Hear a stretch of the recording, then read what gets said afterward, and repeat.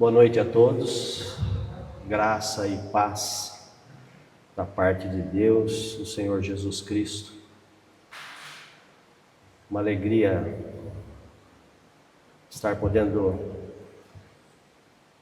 compartilhar com os irmãos a palavra de Deus, aquilo que o Senhor tem falado ao meu coração.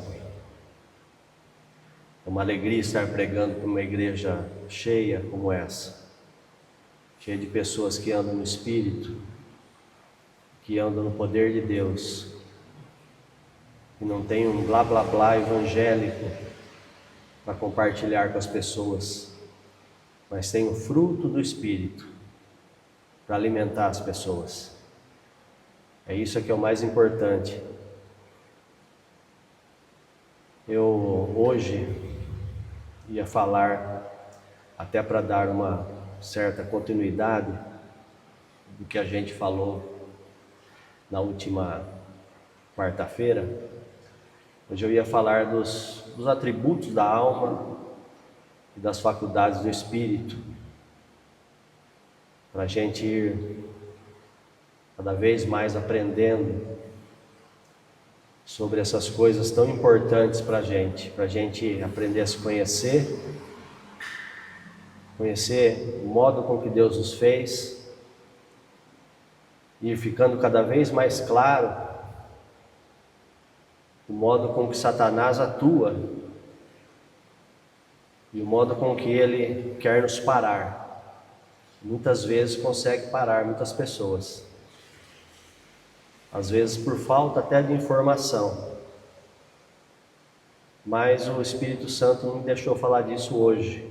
Quem sabe mais à frente, a semana que vem, ou até na outra, não sei.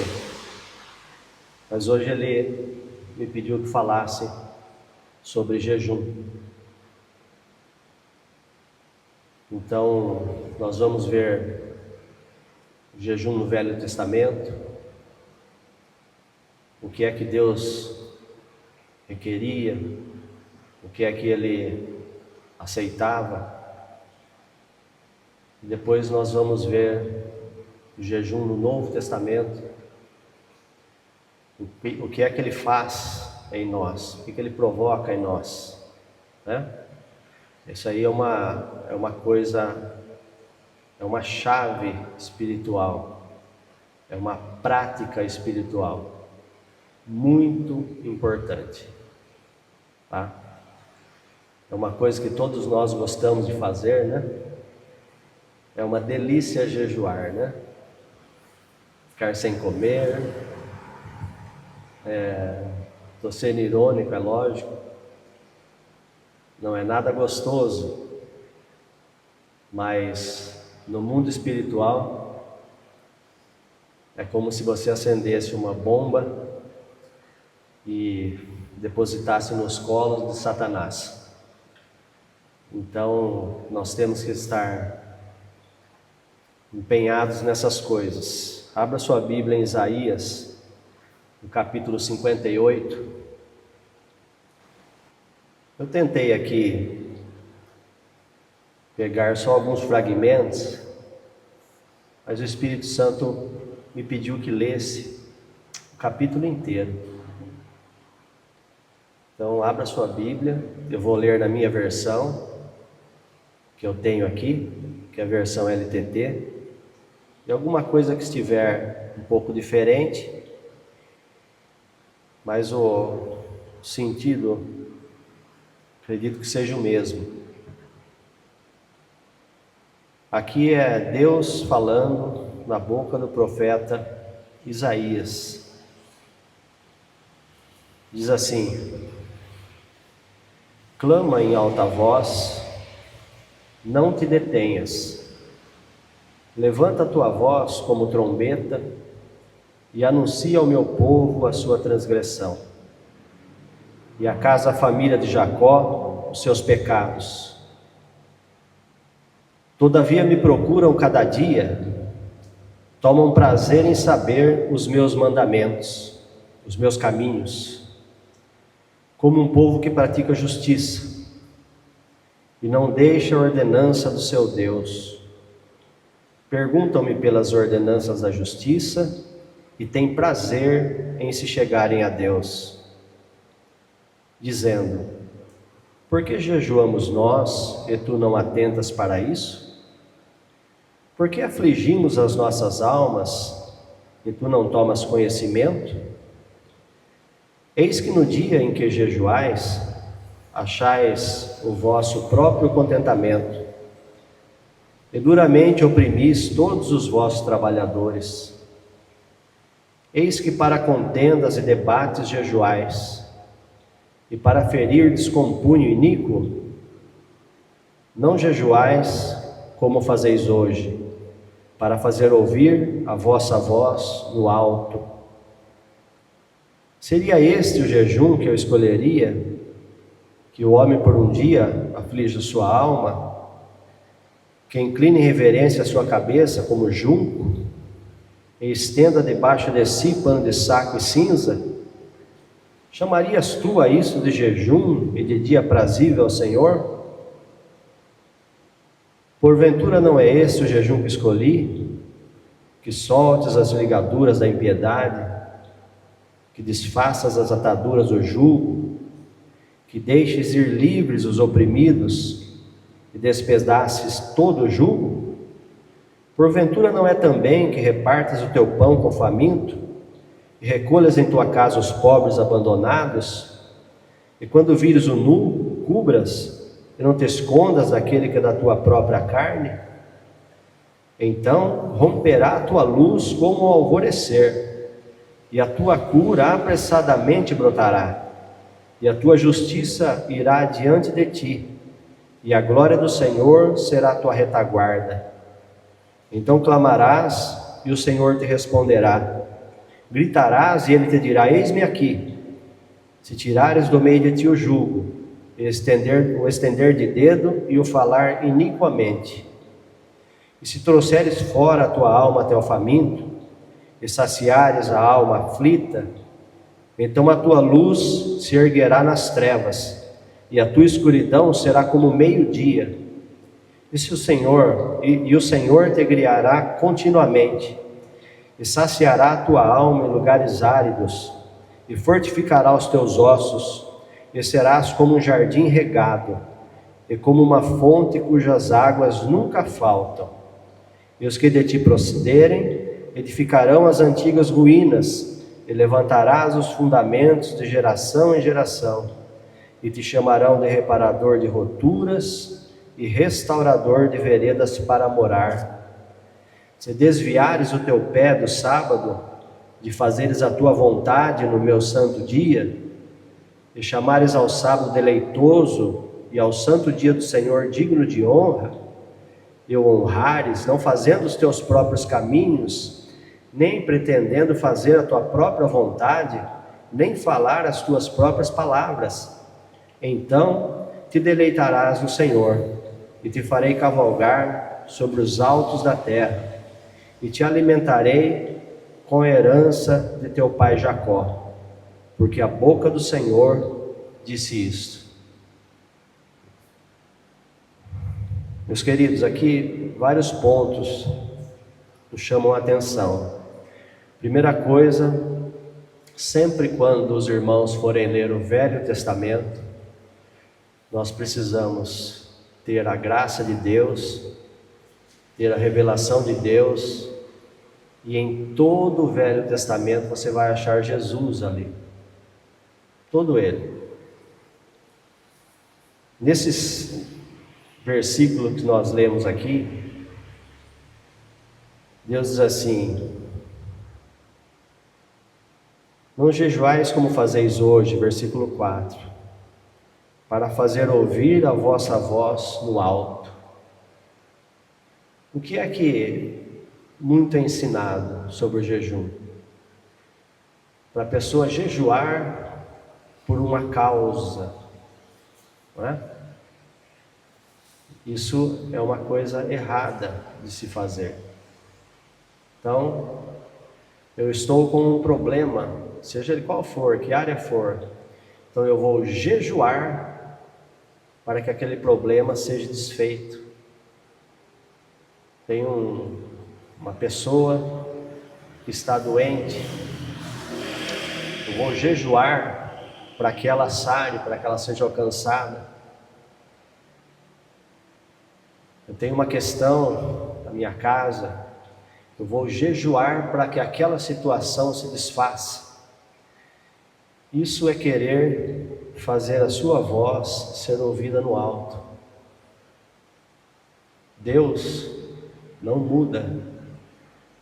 Tiago diz que nele não há mudança, nem sombra de variação. Deus não se move pelo seu choro, ainda que ele seja um choro tirado do fundo da alma, ainda que ele seja um choro das suas entranhas. Deus não se move por isso.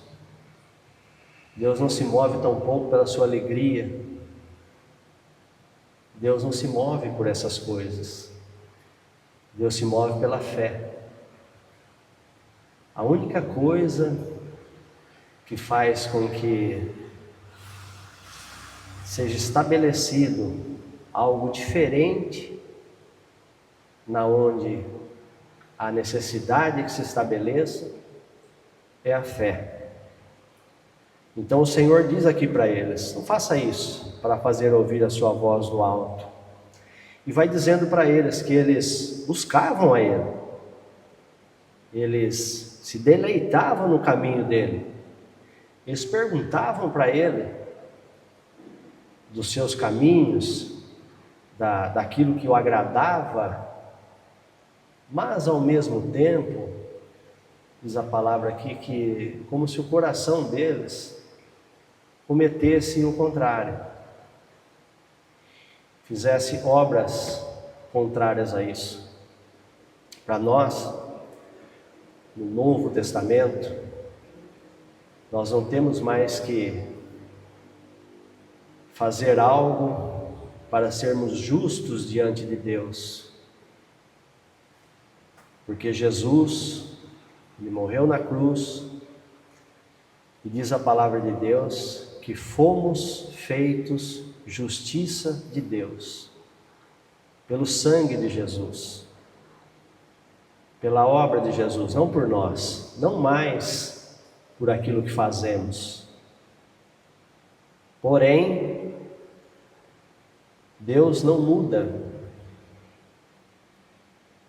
E quem é do Senhor, quem anda com o Senhor, quem empresta a boca para o Espírito Santo, para que Ele ore por você em outras línguas, essa pessoa ela vai sendo transformada, ela vai sendo edificada, ela vai sendo aparelhada por Deus, para ficar muito parecida com Jesus Cristo, parecida com aquilo que Ele escreveu no livro, quando seus ossos ainda eram informes. Não é um livro que se tem no céu esse livro que Ele escreveu. É esse aqui, ó. É daqui que você extrai tudo o que Deus escreveu para você, antes de você ser formado. É daqui. Se você observar aqui e viver por aqui, você vai viver o que Ele escreveu para você, que é isso aqui. Então, o Senhor vem falando ali, e aí o Senhor começa já a falar de Jesus Cristo, no versículo 6, 7 e 8, Ele fala do amor de Jesus, Ele fala do amor ágape de Jesus Cristo. Ele diz assim: porventura, não é também que repartas o teu pão com o faminto?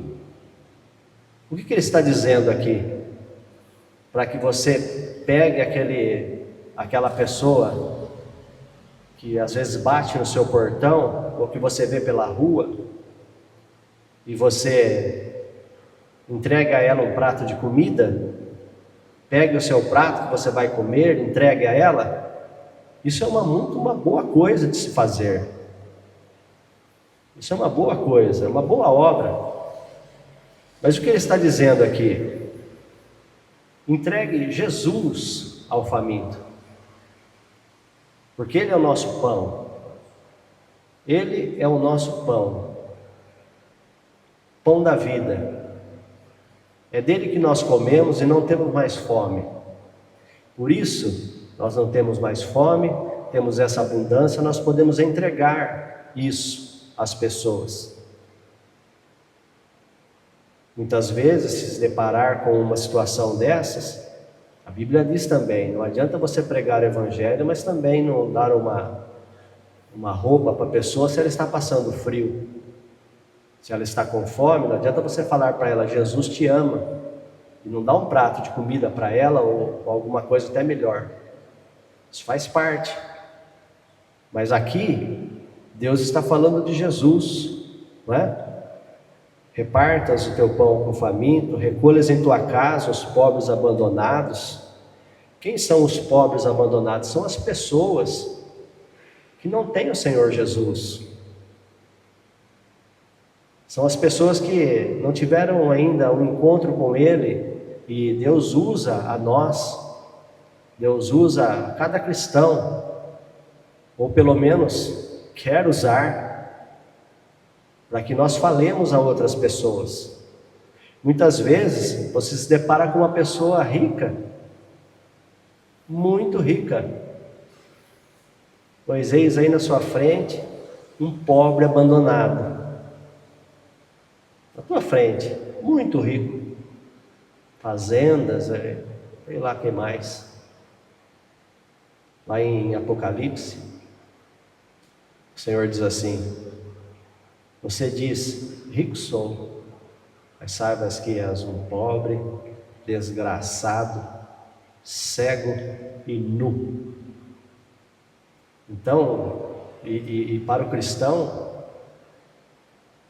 o Senhor diz assim: eu sei da tua pobreza, mas entre parênteses ele diz, mas tu és rico. Então a conotação de riqueza e de pobreza no reino de Deus, ela não tem a ver com dinheiro, ela tem a ver com o Senhor Jesus dentro de cada um, e à medida que cada um entrega-se ao Senhor, para que Ele possa fomentar a vida de Deus dentro da pessoa e utilizá-la. Aqui no versículo 10, ele continua dizendo de Jesus: e se trouxeres fora a tua alma até o faminto, saciares a alma aflita, então a tua luz se erguerá nas trevas, e a tua escuridão como o meio-dia. O Senhor te guiará continuamente, saciará a tua alma em lugares áridos, fortificará os teus ossos, serás como um jardim regado, uma fonte cujas águas nunca faltam. Então, quando nós levamos a palavra de Jesus para as pessoas, então essas coisas elas começam a permear a nossa vida, elas começam a nos acompanhar. Isso tudo, a boca do Senhor é quem falou. Versículo 12: te chamarão de reparador de roturas e restaurador de veredas para morar. Para quem morar? Para o Senhor Jesus Cristo morar. Reparador de veredas para morar. Aquela pessoa que é uma casa de Satanás. Isso, uma pessoa às vezes com uma má aparência, e às vezes uma pessoa com uma excelente aparência. É uma casa de Satanás. Então ali você vai, entrega a palavra de Deus para aquela pessoa, e aquela pessoa se convertendo, você restaurou a morada dela, a morada de Deus nela. É isso que ele diz aqui. E aí ele continua: se desviares o teu pé do sábado de fazeres a tua vontade no meu santo dia, e chamaras ao sábado deleitoso, santo dia do Senhor, digno de honra, e honrares não fazendo teus próprios caminhos. Ou seja, o sábado, nós já falamos aqui, continuamente nós falamos, nosso sábado hoje é o dia do descanso. Qual é o dia do descanso? Lá em Hebreus capítulo 4, versículo ali, acho que 3, 4, fala que aquele que entrou no descanso do Senhor descansou de suas obras como Deus das suas. Ou seja, Jesus é o nosso sábado. Jesus é o nosso sábado. Segunda-feira é sábado, terça-feira é sábado, hoje é quinta-feira, é sábado. Por quê? Porque nós vivemos, se formos prudentes, tá? Se observarmos a palavra de Deus, nós vivemos todos os dias no descanso do Senhor, na fé. E diz aqui a palavra de Deus que isso é honrar o Senhor, é honrar o Senhor Jesus. E aí diz assim: então te deleitarás no Senhor e te farei cavalgar sobre os altos da terra e te alimentarei com a herança do teu pai Jacó. Então isso aqui é o jejum do Velho Testamento, mas o próprio Deus já projetava isso adiante. Agora, eu já ouvi falar de pessoas que ensinam que no Novo Testamento não há mais necessidade de jejum. Ora, as obras estão feitas, sim. Você mesmo disse aí que aquele que entrou no descanso do Senhor descansou de suas obras como Deus das suas. Sim, está tudo feito. Então para que jejuar? Não é? Então hoje, agora nós vamos entrar realmente naquilo que é o nosso tempo, Novo Testamento. Eu fiz 3 marcações aqui porque sempre quando eu vir pregar, eu gosto de que você tenha um embasamento na Bíblia. Uma vez eu estava ensinando numa classe, tinha umas 20 pessoas, e estava ali na classe também uma pessoa que estava dirigindo, porque eram muitas classes, né, separadas por grupos, e estava ali também a pessoa que dirigia todas as classes, e ela sentou ali para ouvir o que eu estava ensinando. E eu ensinei, papá, falei do assunto que eu estava falando. Todo mundo ficou olhando assim para mim, porque era diferente do que eles escutavam. Aí depois acabou aquele ensino e tal, e aquela pessoa ela ia sempre à frente, nós cantávamos um cântico, fazia um encerramento ali. Ela pegou o microfone e algumas pessoas chegaram para ele, falaram assim: mas escuta, você não vai falar nada? Como dizendo assim, você não vai confrontar o que ele falou, não? Está tudo errado. E ele pegou o microfone e ele falou assim: o que o Márcio disse aí, eu também estou espantado, mas tudo que ele falou está dentro da Bíblia. E não pôde falar nada. Então, para que a gente tenha um embasamento na Bíblia, abra em Mateus capítulo 6 e no versículo 16 nós vamos ler aqui as palavras do Senhor Jesus Cristo. Mateus capítulo 6, versículo 16, diz assim: ademais, quando jejuardes, não sejais como os hipócritas, de aparência abatida, porque tornam desagradável de se contemplar a aparência dos seus rostos, de modo a serem percebidos pelos homens. que eles, os hipócritas, estão jejuando. Em verdade eu vos digo que já completamente tem o galardão deles. Tu, porém, quando jejuando, unta a tua cabeça com perfume, e o teu rosto lava, para que tu não sejas percebido pelos homens que estás jejuando, mas seja percebido pelo teu Pai, o qual está em secreto. E o teu Pai, aquele que está vendo em secreto, te recompensará publicamente. Então aqui, uma ordem de Jesus. Primeiro, a ordem para que quando estiverdes jejuando. Então, uma ordem de Jesus para nós jejuarmos. Nós vamos ver por quê. E quando você estiver fazendo isso, é para que você tenha uma boa aparência, tenha fé, confia no Espírito. O jejum, ele não tem uma necessidade e uma regra. A única coisa que eu entendo por jejum é que é parar de comer. Jejum de televisão, jejum de novela, jejum de sobremesa.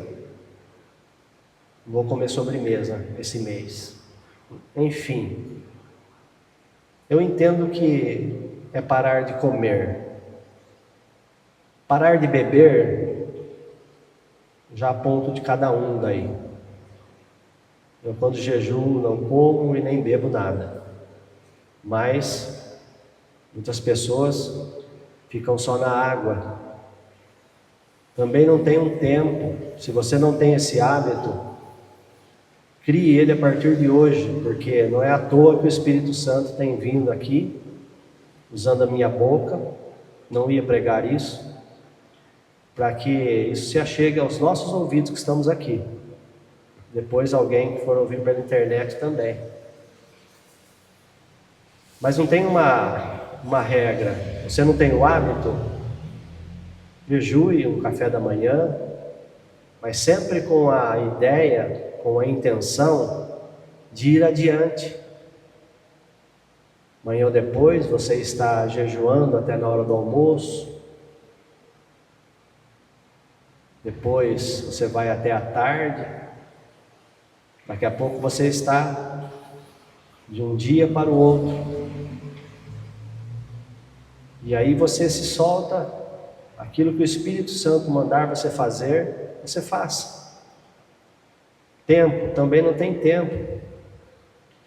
É até que Daniel, ele não orou 21 dias, porque ele intentou no coração dele, colocou um propósito, vou orar 21 dias. Não. Ele jejuou e orou 21 dias, porque no 21º dia a resposta do anjo chegou a ele. Se não chegasse, ele estava lá orando, jejuando, até que. Então, isso que é importante a gente salientar bem. É uma prática que você vai desenvolvendo, e de tempos em tempos o Senhor te chama. Isso que é importante, você ouvir a voz do Espírito Santo. Eu vou jejuar porque eu quero jejuar. Amém, mas o melhor é você ouvir a voz do Espírito Santo por dentro. E Ele vai falar para você o que você tem que fazer, como você tem que fazer e da forma como você tem que fazer. Vamos ler em Lucas, capítulo 5, versículo 35, novamente o Senhor Jesus falando a respeito de nós. Lucas 5,35 diz assim: virão, porém, dias, a saber, quando o noivo será tirado para longe deles, então jejuarão naqueles dias. Mais uma vez então o Senhor falando sobre o jejum, falando aos discípulos, porque perguntaram a Ele por que os discípulos de João jejuam e os seus não. Eu estava explicando, enquanto eu estou com eles, não tem necessidade alguma de jejuar. Mas virão os dias em que o noivo, Jesus, será tirado. Então naqueles dias jejuarão. Agora nós vamos ver o apóstolo São Paulo falando sobre o jejum, 2 Coríntios, capítulo 11, versículo 27. 2 Coríntios, capítulo 11, e versículo 27. Eu gosto muito aqui desse capítulo da Palavra de Deus. Ore, vira e mexe, hora e outra hora, eu estou falando dele. Sempre quando você se sentir humilhado, sabe aquela humilhação que a gente passa hoje, que às vezes o irmão não te cumprimentou, e a pessoa já fica logo bicuda, que às vezes aconteceu alguma coisa, mas a pessoa não me chamou, mas isso e aquilo, essas coisas que faz com que a gente fique bravo, irritado, às vezes até amargurado com outra pessoa.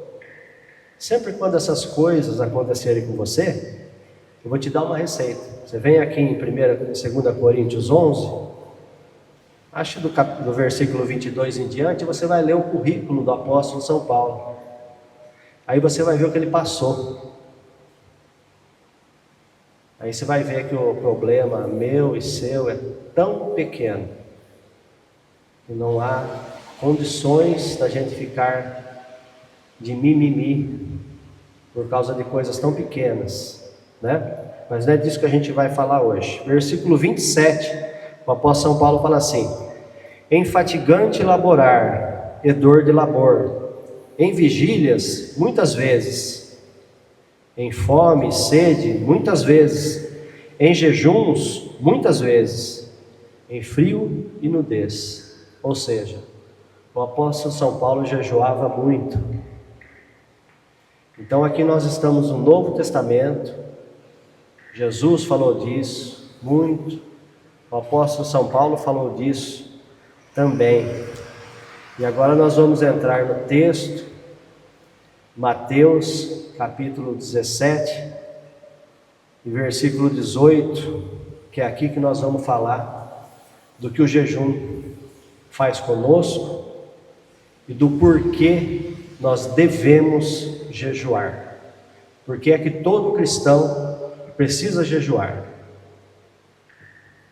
Diz assim a palavra de Deus, Mateus capítulo 17, versículo 18. Jesus repreendeu o demônio, e esse saiu para longe dele, e o menino foi curado desde aquela hora. E havendo os discípulos vindo a Jesus à parte, disseram: por que nós mesmos a ele, o demônio, não pudemos expulsar? Jesus então lhes disse: por causa da vossa ausência de fé.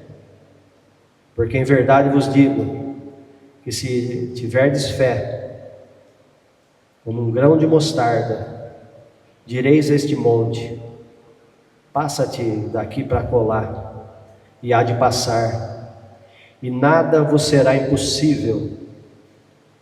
Este tipo de demônios, porém, não sai, exceto por meio da oração e jejum. Vamos lá. O Senhor Jesus aqui, nessa passagem, ele se reuniu, pegou Pedro, Tiago e João e subiu ao monte. É aquela passagem onde Jesus se transfigurou na frente deles. Jesus no monte, ele ficou tão cheio da glória de Deus. Jesus homem, hein? Jesus homem, ele ficou tão cheio da glória de Deus, que ele foi ficando resplandecente, ele foi levitando. Jesus homem, ali naquele monte apareceram, naquele momento ele transcendeu terra e céu. Apareceram Moisés e Elias para falar com ele. Foi ali que Pedro falou: Jesus, vamos fazer 3 tabernáculos. Para Moisés, um para Elias, outro para o Senhor. Está tudo certo. Todo mundo vai vir aqui adorar. Todo mundo está convertido. Acabou o problema. Aí apareceu uma voz no céu e disse: este é meu filho amado, escutai. E ali eles caíram por terra e entenderam que Jesus tinha uma obra a fazer, que era para ele ser seguido. E eles desceram de lá depois. Quando eles desceram do monte, havia um menino endemoniado, e o pai dele levou esse menino para os discípulos expulsarem o demônio do menino. Para que discípulos expulsarem? Para todos os discípulos do Senhor que estavam lá. Esses discípulos, eles já tinham saído, eles já tinham ido, eles expulsavam um demônio que nem comeu uma pipoca. Eles expulsavam um demônio fácil, tanto é que eles ficaram surpreendidos. Eles estavam muito familiarizados com o assunto já. Mas eles tentaram expulsar aquele demônio, tentaram expulsar, o demônio não saiu. E então Jesus chegou, falou: geração incrédula, até quando vos sofrerei? Ou seja, eu preciso passar pela cruz para que eles tenham o Espírito Santo dentro deles. Trazei o menino. Trouxeram o menino, ele expulsou o demônio do menino, eles ficaram maravilhados. E também com um ponto de interrogação em suas mentes: por que saiu com ele, conosco não? Então eles chamaram Jesus à parte. Se eles tivessem perguntado no meio da multidão que estavam ali, Jesus, ele não era de passar a mão na cabeça. Ele ia falar exatamente o que ele falou, à parte, ele ia falar no meio de todo mundo para eles. No literal aqui, como vocês ouviram, talvez na sua Bíblia esteja assim: por causa da pequenez da vossa fé. Algumas versões está assim, mas na literal está: por causa da ausência da sua fé. Ou seja, eles não tinham fé alguma. Eles não tinham fé alguma. E aí Jesus completa, dizendo para eles: se vocês tiverem fé como um grão de mostarda, menor das sementes, plantada, ela cresce, se torna maior das hortaliças, a ponto das aves virem fazerem ninhos nos seus galhos. Então nós temos aqui um ensinamento de Jesus, que a fé tem tamanho. A fé ela cresce, ela aumenta e ela diminui. Ah, como assim? Sim. Você acha que você não precisa vigiar? Vamos lá. Elias, ele fez descer fogo do céu. Depois que desceu o fogo do céu, ele matou 800 e tantos profetas de Baal. 400 e tantos e mais 400 e tantos. Elias, ele fazia milagres extraordinários. Depois que ele fez descer fogo do céu e aqueles 800 e tantos profetas iam passar ele da espada, se ele falhasse,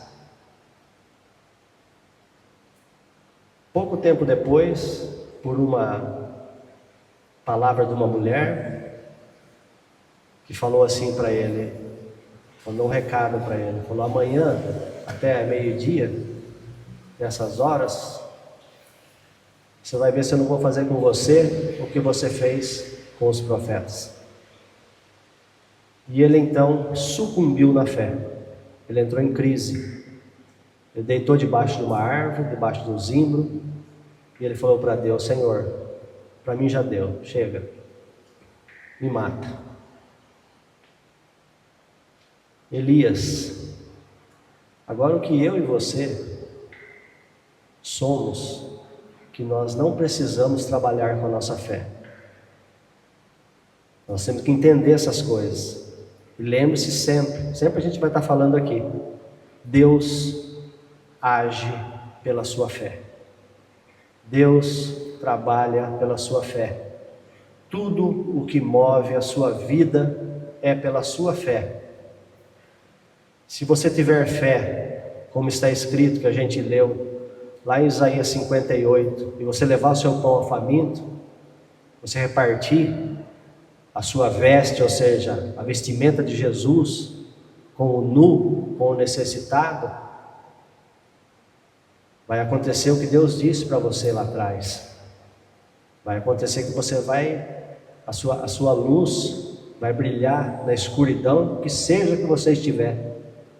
Ela vai ficar como meio-dia. Está escrito lá, a herança de Jacó, que ela já está em nós, mas nós, pela fé edificada e trabalhada através da oração em línguas e através do jejum, então nós vamos cada vez mais crescendo, nos fortificando e sabendo que a fé aumenta e que a fé diminui. Fé tem tamanho. Jesus falou para a mulher samaritana: grande é a sua fé. Fé tem estirpe. A Bíblia fala: fé, tende a fé do tipo de Deus que chama a existência. Jesus, ele falou para o centurião, falando para as outras pessoas que estavam ali: nem mesmo em Israel eu vi fé como essa. É um tipo, é uma estirpe de fé. Então nós temos que trabalhá-la na oração em línguas, Judas versículo 20, edificando-vos a vossa fé santíssima, orando no Espírito Santo. E fazendo mais o quê? Versículo 21, que está aí em Mateus 17. Este tipo de demônios, porém, não sai exceto por meio da oração e jejum. Aqui, se você ler desapercebidamente, você vai pensar que o Senhor Jesus estava falando para eles assim: para vocês tirar aquele tipo de demônio que estava no menino lá, era preciso que você orasse e jejuasse. Mas não é isso que ele estava falando. Os demônios que ele estava falando aqui são os demônios que fazem com que a pessoa não tenha fé. O que o diabo pode fazer com você?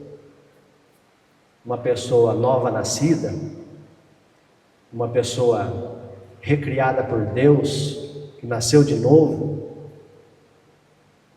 e que tem tudo dentro de você, aparelhado já, para que você não ande segundo o que Deus propôs no coração dele para você, segundo o que Deus escreveu no livro dele a seu respeito.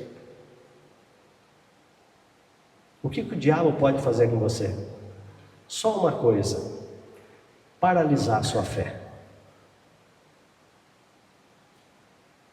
E é isso que ele faz, que ele tenta fazer com todos nós, sem exceção.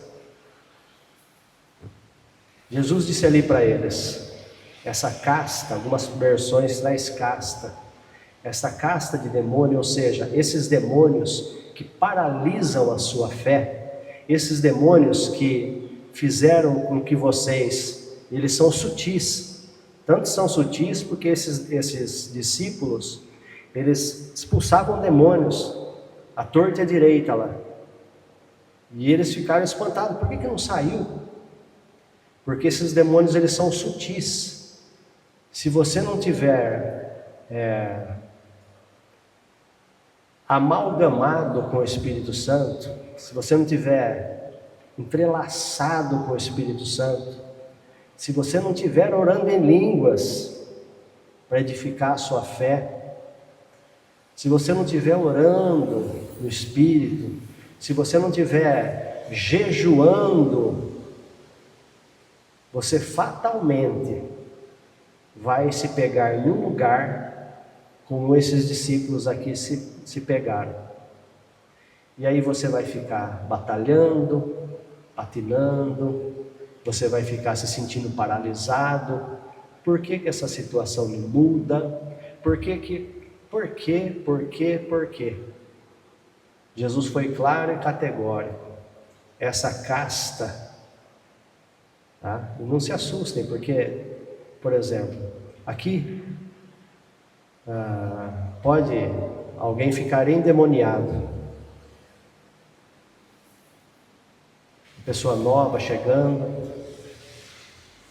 Nós que somos do Senhor Jesus, que somos recriados por Deus, eu particularmente, eu creio que a pessoa ela pode viver sobre a influência de demônios. Viver sobre a influência de demônios, ela pode viver. Tanto é que Jesus falou aqui, essa casta não sai, senão com oração e jejum. Ele não disse que ela não sai expulsando no nome dele. Então eu creio particularmente que para um cristão, ele não é mais possesso por espíritos malignos, mas ele pode viver sob a influência deles, tá? E a gente precisa vigiar, a gente precisa orar e precisa jejuar. A falta de fé, que é igual à incredulidade, a falta de fé, ela é demônio puro. A falta de fé é demônio puro.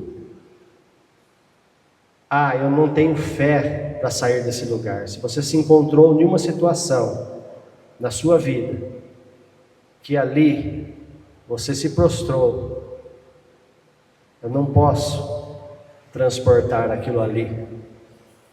Talvez você pense na tua cabeça. Essa situação, você está sob a influência de demônios. Qual é o norte? O que eu preciso fazer para sair desse lugar? Jesus disse aqui: oração e jejum. Se Jesus disse, essa casta ou esses demônios não saem, exceto por isso.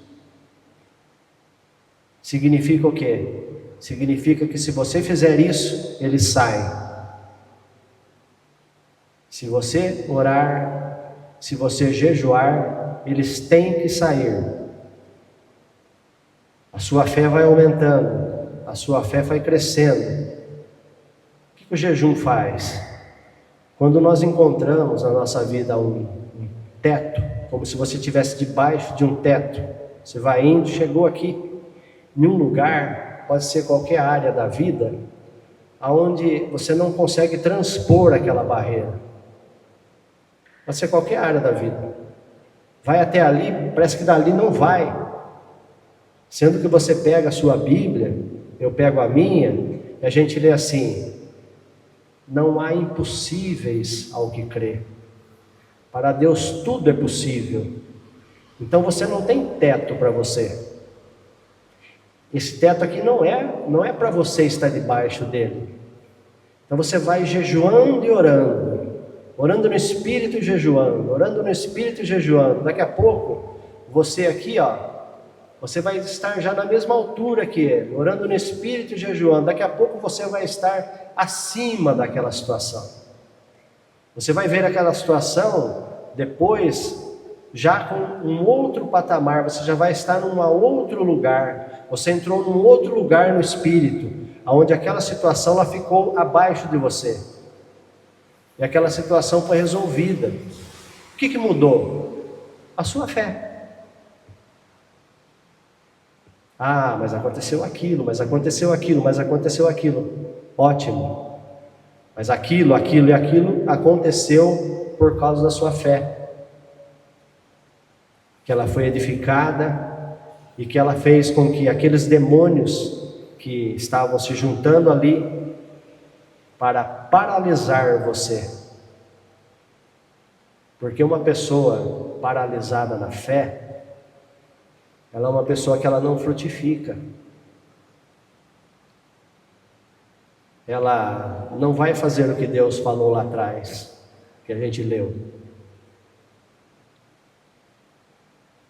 Porque ela pensa assim dentro da cabeça dela: puxa, se eu não consigo fazer isso, se eu não consigo me sobressair, se eu não... Então isso vai dificultando nas áreas, todas elas, inclusive na frutificação.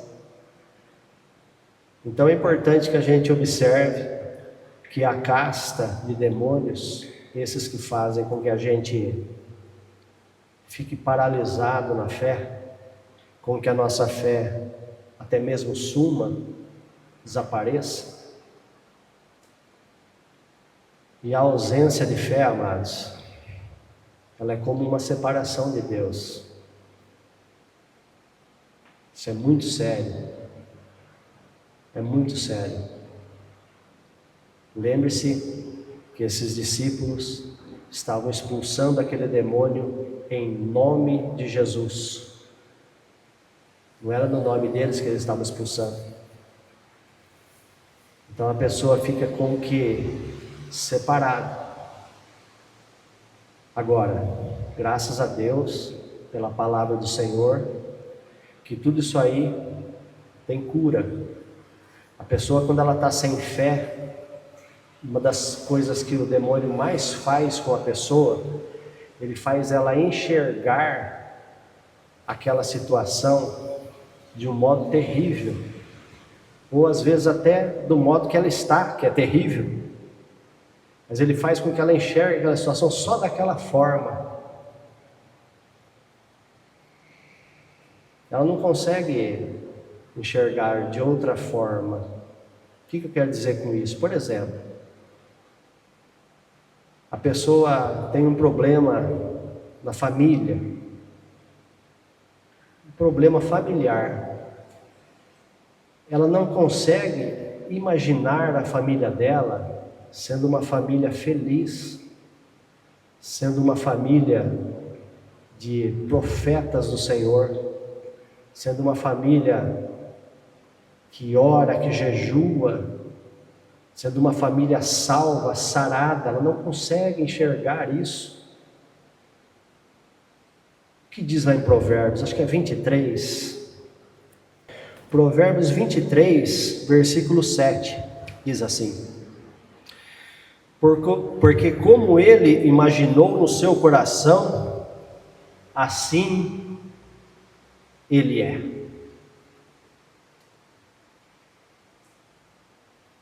A gente não tem ideia de como é poderoso você fazer uma imaginação mental, uma alma sarada, de uma situação. Por exemplo, aqui eu enxergo pessoas na calçada lá. Assim como eu imagino, assim eu sou. Está aqui escrito. Na nossa área financeira,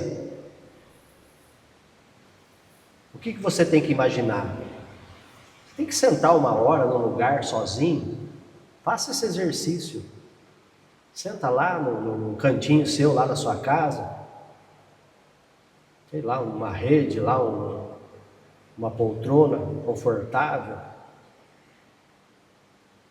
e ali fecha os seus olhos, ou com os olhos abertos, ali você vai se desligando. se desliga do ambiente que você está, se desliga da sua família, se desliga dos seus negócios, se desliga da sua conta bancária, seja boa ou seja ruim, se desliga do problema daqui ou dali e vai entrando no lugar de você mentalizar aquela situação conforme você queria que ela estivesse, perfeita para você.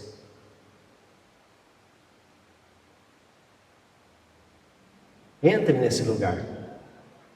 Aprenda a viver no Espírito. O lugar no Espírito é diferente do lugar carnal. É diferente.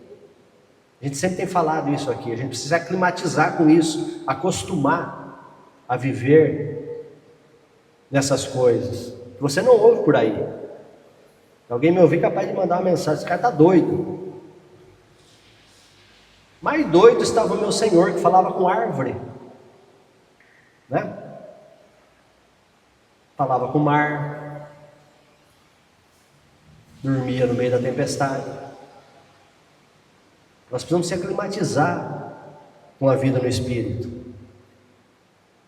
Assim como você imagina, assim você é. Agora, vamos passar o nosso tempo imaginando as nossas situações do jeito que a gente queria que elas fossem, porque realmente, a hora que a gente crê nisso, que isso for enviado para dentro da gente, porque Deus trabalha, Deus vai trabalhando, você está orando em línguas, você está jejuando, você está adorando a Deus, você está lendo a palavra, você está confessando a palavra, e você mentaliza aquela situação, a voz de Deus vem dentro de você e transforma a sua situação. Mas como? Essa é a pergunta que nós não devemos fazer. Foi pregado aqui domingo, eu acho que foi domingo, sobre Zacarias e sobre Maria. As duas respostas. Muito parecidas, se você não prestar atenção. Zacarias: mas como vai ser isso? O anjo falou assim: olha, meu querido, eu sou Gabriel, assisto diante de Deus, vai ficar mudo até a criança nascer, porque você zombou de mim. Maria: tá, mas que modo vai ser isso? É um outro lugar. É um outro lugar. Tá, não adianta você perguntar, mas como? Não. Que modo? O modo que eu estou visualizando. E passe tempo. Se ambiente nisso. Muitas vezes o diabo vai vir e vai colocar na sua mente aquela situação ruim. Você, diante daquela situação que o diabo jogou na sua mente, você diga: em nome de Jesus Cristo, não é assim, você tem que bloqueá-lo, em nome de Jesus, audivelmente. Foi assim que Jesus fez. Ele veio em Jesus pelo Espírito, Jesus falou com ele. Em nome de Jesus não é assim. Não baterei o meu carro. Às vezes vem um flash de você passando uma rua, batendo um carro. Em nome de Jesus Cristo não baterei o carro. E você imagine-se num carro melhor ainda que você está andando, já virando quarteirão. Então nós vamos nos aclimatizando com essas coisas, para que a gente crie o nosso mundo, crie a nossa jornada. Amém, amados? Então o jejum na nova aliança, ele é muito embasado na Bíblia, no Novo Testamento. É uma prática espiritual. E hoje a gente pôde entender a importância dele. Se você, porventura, não era uma pessoa acostumada a jejuar, por favor, ajude o Senhor na sua vida. passe a jejuar. Como eu disse, não tem tempo estimado, não tem, vá, sob a orientação do Espírito Santo. Ele melhor do que ninguém sabe como lidar com você. O importante é você ir adiantando, ir fazendo, ir sempre adiante, sempre querendo fazer aquilo que o Espírito Santo está orientando você. E se porventura ele falar alguma coisa que te parecer demais, faça. Um dia eu estava jejuando, já estava dando já umas 20 horas, 22 horas, sem comer nem beber água. E aí o personal ligou para mim e falou: Márcio, amanhã eu não posso dar aula, você pode vir hoje? Já é quase de noite. Eu ameacei falar não, o Espírito Santo falou: vai. Eu falei: tá bom. E fui. E foi uma benção. Foi a mesma coisa que puxei ferro 1 hora lá, sem problema nenhum. Saí de lá até espantado comigo, porque eu achei que não ia virar, né? Que ia dar ruim. Mas, sob a orientação do Espírito Santo, né? Então, essa palavra que eu tinha para hoje, através do Espírito Santo, que ele me pediu que falasse, certamente a gente foi abençoado com isso, amados. Amém?